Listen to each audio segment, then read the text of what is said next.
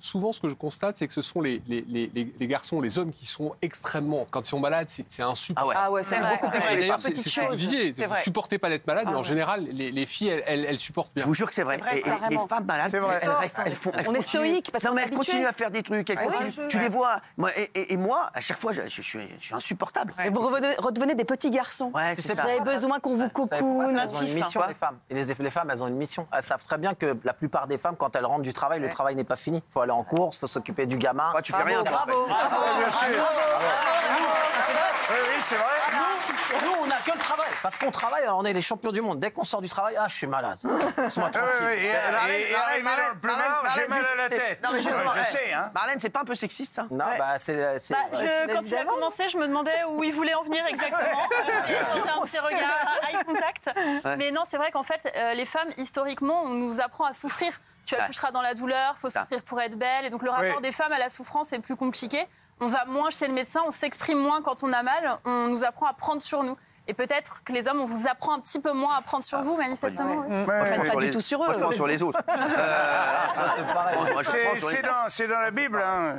Dieu, il avait dit à l'homme, toi, tu travailleras toute ta vie pour gagner le pain de la famille. Oui, et à la femme, toi, tu accoucheras dans la douleur. Ce qu'il n'avait pas dit à la femme, c'est qu'après, non seulement elle accoucherait dans la douleur, mais elle irait bosser aussi. Comme le mec. Là, il y a eu un petit mensonge. Bravo. C'est vrai. Du regard féministe. Ouais, exactement. Vous avez remarqué qu'il y avait un invité Non, mais un docteur qui est venu en plus. Vous êtes très élégant. Très chic. Franchement, j'adore. Il est beau gosse. Non, il est bien. Mais Daniel. je voulais vous... Est-ce que je peux poser une question, M. Bobot? Alors, Monsieur Bobot? Oui. Allez-y. Moi, je fais un truc qui me semble essentiel. Je rince mon nez chaque matin, chaque soir, avec de l'eau de mer. C'est le filtre, c'est par là que rentrent tous les virus, les microbes, les machins. Et je ne tombe jamais malade. Est-ce que ce serait, vous aussi, le conseil que vous donneriez à ceux qui nous écoutent? De se rincer le filtre? C'est ce qu'on donne comme conseil aux enfants. En l'occurrence, quand un enfant vient et qu'il a une rhinopharyngite ou une infection ORL, la première chose qu'on va demander aux parents, c'est de lui rincer le nez, de lui laver le nez. C'est une bonne chose que vous faites. Merci, M. Bobot. Avec plaisir, M. Bigard. Je savais que vous étiez bien. Et on a un bon contact. Hein. Ah ouais, j'ai l'impression. Daniel, t'aimerais bien tomber malade et aller voir le docteur Je Bobot? me sens pas bien, justement. Donc, Par contre, elle voudrait vous voir maintenant. c'est un peu urgent, j'ai un petit chat dans la gorge. Donc, Oui, non. Soyez pas gêné. Non, pas du tout. Il est content d'être venu. Vous la connaissiez? Non. Vous êtes content de la connaître? Extrêmement. Alors, docteur, s'il vous plaît, est-ce qu'on peut parler en ce moment de risques plus importants qu'il y a 3-4 semaines? Parce que là, on a l'impression que tout le monde tombe malade. Dès que j'appelle quelqu'un, il est malade. Dès que j'appelle pas quelqu'un, il est malade. On est dans une période dans laquelle, classiquement, on se retrouve avec les infections hivernales. Donc, on a en ce moment de la rhinopharyngite, on a un début de syndrome grippal, on a évidemment du Covid, mais on est dans ce qui est classique et normal à cette période de l'année. C'est pas plus que d'habitude? Non. Ah ouais, non, on a l'impression que on a eu... alors, en ce moment, on a énormément de gens malades, mais les infections liées au Covid, on avait tendance à en avoir un peu plus en ville plutôt au mois d'octobre que maintenant. C'est-à-dire que là, vraiment, on a de la rhino, on a des débuts de syndrome grippaux, on a de la bronchiolite chez les enfants, mais ça reste classique pour une période dans laquelle... Et on a l'impression d'être au cours... On a de la bronchiolite. Tu me mets 2 rhinos, 3 bronchiolites, d'accord? C'est un truc de fou. Alors, justement, j'ai une petite question à vous poser. Moi, je vais la regarder. En dessous, j'ai toujours ça.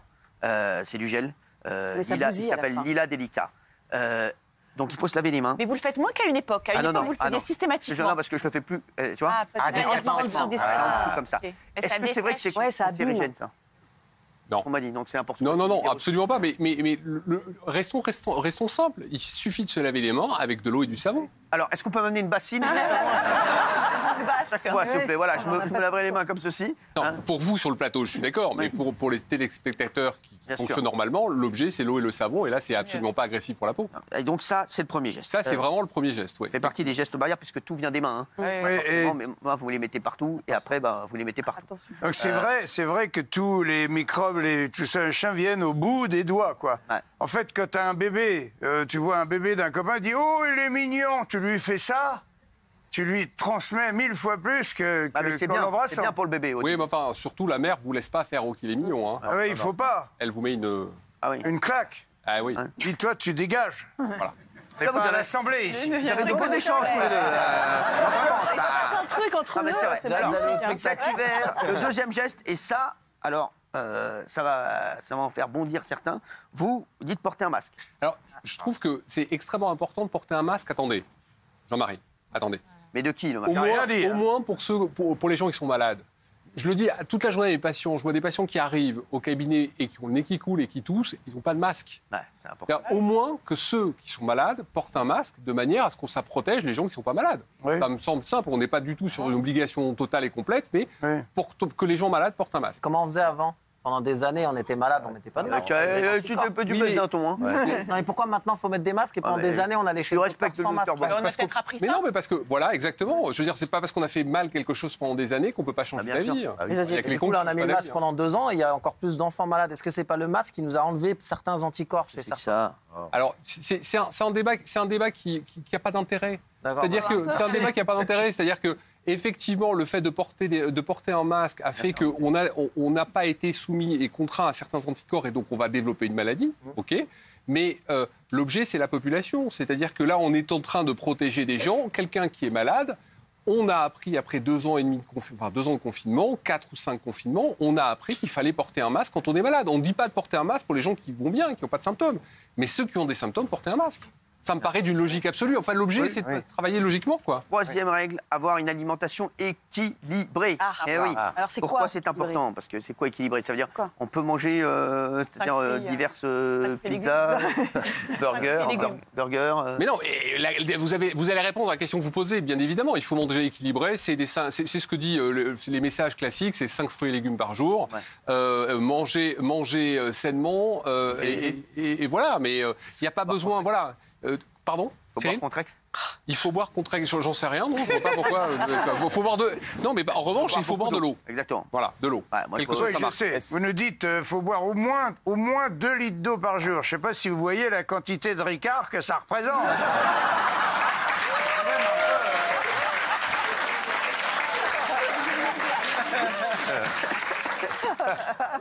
Chez moi, c'est plutôt le pastis. Hein. Ah oui, d'accord. Ah, voilà. Ok. Ouais. Alors oui. Est-ce que c'est vrai qu'on peut manger plus en hiver? Et est-ce que la raclette, c'est considéré comme un plat équilibré? Alors, on a tendance à tous manger plus en hiver parce qu'on a froid. Ouais. Et donc, à partir du moment où on a froid, on va manger un peu plus. Donc, les 2-3 kilos que vous allez prendre l'hiver, vous allez les perdre l'été. La raclette, est-ce que c'est un plat équilibré? Non. Si c'est une fois dans l'hiver, pourquoi pas? Ouais. L'objet, c'est de se faire plaisir aussi. Il faut rester Mais sur le- quelque chose de logique et on se fait plaisir. Le problème des 3 kilos de l'hiver, tu les perds pas.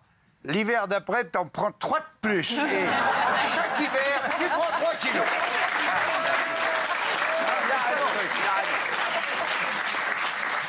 Alors, quatrième conseil, bien aérer le domicile. Ah ouais. Bien aérer. Ah oui. Intéressant. Il Ça, c'est- faut au moins 1 heure. Est-ce que c'est 1 heure pour aérer le matin? Ça dépend de la température extérieure. Une heure à moins 12, Ah ouais, c'est- quand ça tue. voilà. Mais, et puis, il faut faire des économies d'énergie. Mais aérer 5-10 minutes tous les matins son appartement et son logement, c'est une bonne chose à faire parce qu'on va renouveler l'air à l'intérieur. Même s'il y a des aérateurs qui sont intégrés dans les fenêtres, on va renouveler l'air. Et donc, c'est extrêmement important de Moi, ma renouveler meuf son me air. dit souvent, Pardon. barre-toi de, barre-toi de la maison, Ouais. j'ai besoin de m'aérer. Ça fait partie de...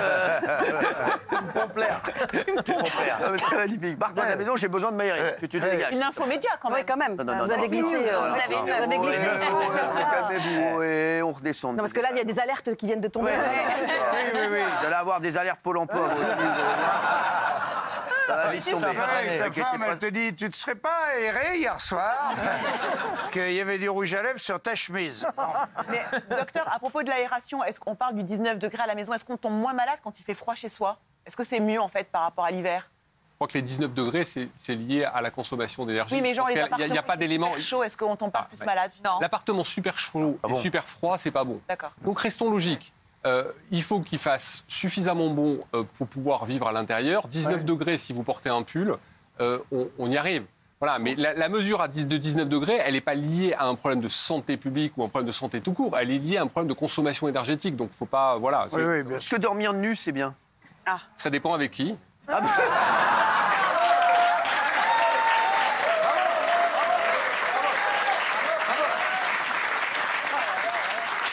Non, non, mais il a raison. Et vous savez comment on fait pour congeler une morue? Tire sur la couette. Il avait bon, hein, il était bien. Tire sur la couette. Non, ça va pas. Ah, c'est pas ça le truc chérie. qui pose problème, c'est le truc d'avant. Ah bon? Ah oui, bah oui. Ah, le morue, tu veux Ouais, oui, dire? bah oui. Ah oui, d'accord. T'as raison, oui. Ouais. C'était Non, non, sur une bonne Mais donc vous dormez nu, vous, Cyril? Bien sûr, je dors nu. C'est vrai? Tout le temps, Même pas avec un petit Non. caleçon, un petit Nu machin? Je dors comme un nu, verre. maintenant je dors nu. Vous avez pas peur des bêtes? Complètement On non, parce que ramène l'oreiller. j'ai fait... Ah, mais tiens.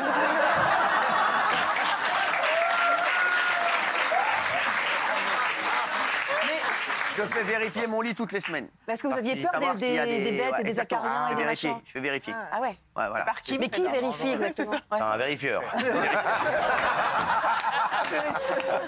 Un gars, il vérifie, bam, bam, c'est bon, il n'y a rien, voilà, tout ça. Non, non, je dors nu, moi. Ah ouais? Avec un drap ou sans Non, non, drap non, comme ou ça. Ah, même le lit, offert, comme ça. offert. Dans de la mousse. Ah, quand même. Non, non, Dans de ça- la mousse. Ah, À je dors nu. 19 degrés. C'est Je dors nu incroyable. à 19 degrés, oui, je peux vous dire, bah oui. Et, Bah, en on m'appelle général, Mr. une chambre, Freeze, une le glaçon chambre. friandise.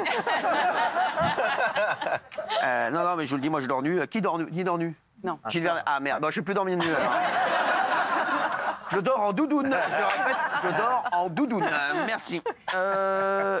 Faire de l'activité sportive, ça c'est très important. Ah, c'est indispensable. Une bête. Indispensable. D'abord parce que ça va vous permettre de vous sentir beaucoup mieux. Vous allez libérer des endorphines, donc vous serez voilà, un peu comme Cyril. Il en est bourré d'endorphines, hein, parce que regarde. Voilà. D'ailleurs, il est jamais malade. Donc, ça va libérer des endorphines et surtout, ça va stimuler l'immunité. Bien sûr. Donc, c'est très, très important de continuer d'avoir une activité sportive, y compris en hiver. Voilà. Donc, et c'est le moment le plus compliqué pour le faire, parce qu'il fait un peu froid dehors. Alors, qui fait du sport ici? Bon, bah, je vais arrêter d'en faire. Non, mais c'est vrai, non, mais voilà. Merci. Non, vous faites pas de sport, vous? En ce moment, non, j'ai arrêté. L'hiver, Je c'est suis par difficile. phase. Ah ouais. Là, je suis pas dans une phase très sportive. Ouais, c'est vrai. Merci, en tout cas, très beau témoignage.